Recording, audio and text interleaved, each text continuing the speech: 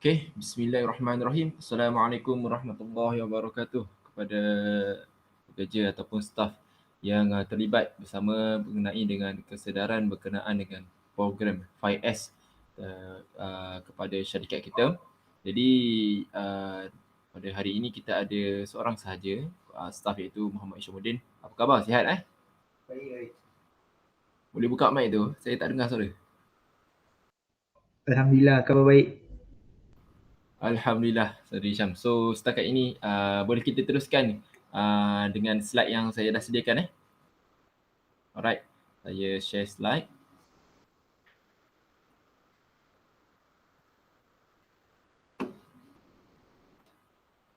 Okay, nampak slide saya Okay, mengenai kesedaran program 5S. Belum lagi Belum tak nampak slide lagi. Alright. Okay, program kita pada hari ini adalah saya ingin memberi kesedaran kepada pekerja ataupun staf-staf kita di syarikat ini berkenaan dengan program 5S. Okay, sebelum itu kita akan terus ke slide yang seterusnya. Apa itu 5S? Alright, 5S adalah bentuk pengurusan visual yang sistematik menggunakan segala-galanya daripada pita pengekur ataupun pita pelekat tu, pita rantai hinggalah ke manual operasi. Ini bukan hanya soal kebersihan atau organisasi, tetapi ini juga mengenai memaksimumkan kecekapan dan keuntungan. Alright, 5S adalah kerangka yang menekankan penggunaan mindset ataupun alat tertentu untuk mewujudkan kecekapan dan nilai yang menyebabkan pemerhatian, analisis kerjasama dan mencari sampah dan juga melibatkan amalan membuang sampah. Alright, slide yang seterusnya. Apa maksud 5S? Orang kata 5S ni apa? Alright, 5S kadang-kadang disebut dengan 5S ataupun 5SO, 5S kan. Okey, merujuk kepada 5, iaitu 5 itu 5 dan istilah Jepun yang digunakan untuk menggambarkan langkah-langkah sistem pengurusan visual 5S. Sebab 5S ni berasal daripada Jepun lah. Setiap istilah bermula dengan huruf S. Tu dia panggil 5, 5 itu S lah. Huruf S. Dalam bahasa Jepun, 5 huruf S ini adalah Seiri, Seton, Shiso, Shiketsu dan Shisuke.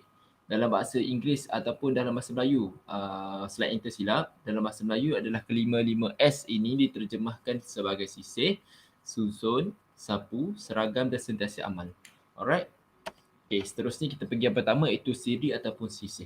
Okay, maksud kepada siri ataupun sisih ini adalah mengisi bahan, seterusnya simpan barang keperluan yang diperlukan untuk menyelesaikan tugas. Okay, tindakan ini melibatkan memeriksa semua isi ruang kerja untuk menentukan mana yang diperlukan dan mana yang dapat dikeluarkan. Alright.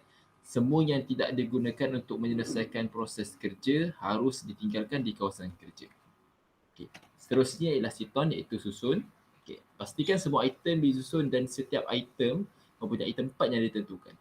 Susun semua barang yang tertinggal di tempat kerja dengan cara yang baik sehingga memudahkan tugas yang diselesaikan oleh staf dan pekerja yang lain. Ini juga selalu melibatkan barang yang diletakkan di lokasi ergonomik di mana orang tidak perlu membengkokkan atau melakukan pergerakan yang lebih ataupun pergerakan tambahan untuk mencapainya. Kan? Alright, yang seterusnya ialah seiso ataupun sapu. Usaha proaktif untuk memastikan kawasan tempat kerja tetap bersih dan teratur untuk memastikan kerja berjalan dengan lancar. Okay, ini bermaksud membersihkan atau menegara ruang kerja yang baru diatur. Alright, ini akan dapat melibatkan tugas rutin seperti mengemop, membersih debu dan lain-lain. Atau melakukan penjagaan pada mesin, alat dan peralatan lain lah. Alright, okay, yang keempat adalah shiketsu ataupun seragam. Ialah membuat satu set standard untuk organisasi dan proses. Pada dasarnya di sinilah kita mengambil 3S yang pertama ini, yang pertama tadi dan membuat peraturan bagaimana dan bila masa untuk tugas-tugas ini akan dilaksanakan. Alright. PYN ini boleh melibatkan jadual, cartas, darai dan yang lain-lain. Okay, kita tengok yang terakhir iaitu shiketsu ataupun sentiasa amal. Okay, yang terakhir ini adalah melibatkan ataupun mempertahankan amalan baru dan menjalankan audit untuk menjaga disiplin semualah. Ini bermaksud 4S yang sebelum ni tadi mesti diteruskan dari semasa ke semasa. Kalau tak dapat diteruskan, ini ini akan melambatkan ataupun tidak dapat meneruskan proses sebagai 5S ni lah. So ini dapat dicapai dengan mengembangkan rasa disiplin diri daripada pekerja ataupun staff yang akan mengambil bahagian dalam 5S ini. Okay. Alright, saya harap dengan apa yang saya terangkan 5S ini tadi, daripada kita tengok semula apa itu 5S sendiri, iaitu sisih, yang kedua ialah syaitan ataupun susun, juga adalah sisu ataupun sapu, yang keempat ialah shiketsu ataupun seragam, dan yang kelima adalah shitsuke, iaitu sentiasa aman. Alright, saya harap awak faham lah. Okay, seterusnya kita akan ada Q&A. Okay.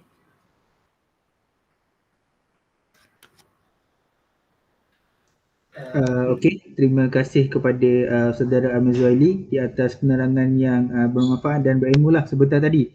Bagi saya ada satu soalan yang saya ingin bertanyakan. Daripada program 5S ini, apakah kebolehan ataupun yang boleh kita perolehi daripada syarikat kita daripada program 5S ini? Manfaat kita boleh perolehi lah. Alright, terima kasih kepada Saudara Syam berkenaan dengan soalan ataupun pertanyaan berkenaan dengan apa kelebihan kepada company jika program 5S ini dapat dilakukan. Betul Okey. Ini antara sahajalah. Mungkin lepas ini Saudara Syam boleh memperluaskan pembacaan berkenaan dengan program 5S ini. Ini adalah antara kelebihan kepada company kita jika kita dapat membuat program 5S ni dengan berterusan, dengan baiklah.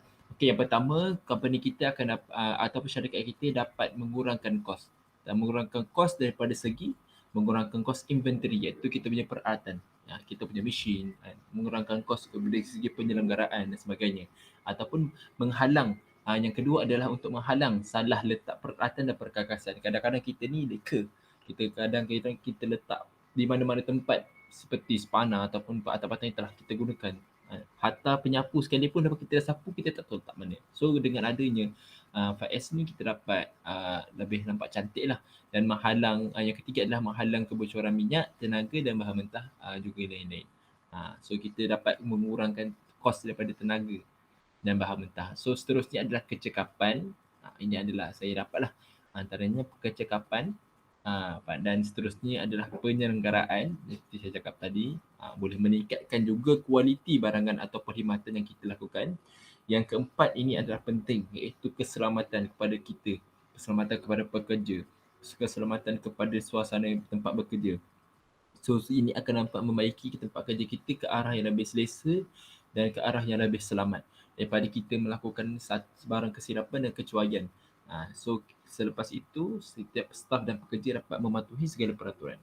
So yang kelima, yang terakhir, yang keenam sebenarnya, untuk saya bagi tahu berkenaan dengan program 5S ni memberi kelebihan kepada kita dan juga syarikat kita adalah motivasi antara kita dan juga kaki tangan, iaitu perhubungan yang baik antara kita dengan kaki tangan yang lain.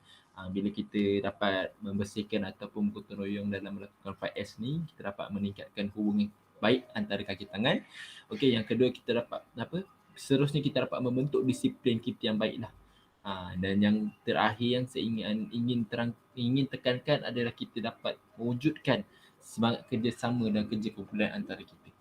So seterusnya ini program 5S bagi saya adalah satu program yang sangat baik kepada company kita. Right. So saya harap itu dapat menjawab soalan daripada Saudara Hisham tadi. Terima kasih saya ucapkan kepada yang terlibat dengan program 5S ini. Semoga kita dapat melancarkan program ini dan dapat melaksanakan program 5S ini dengan baik di dalam syarikat kita. Okey, baik. Terima kasih banyak Saudara Hisham. Assalamualaikum warahmatullahi wabarakatuh.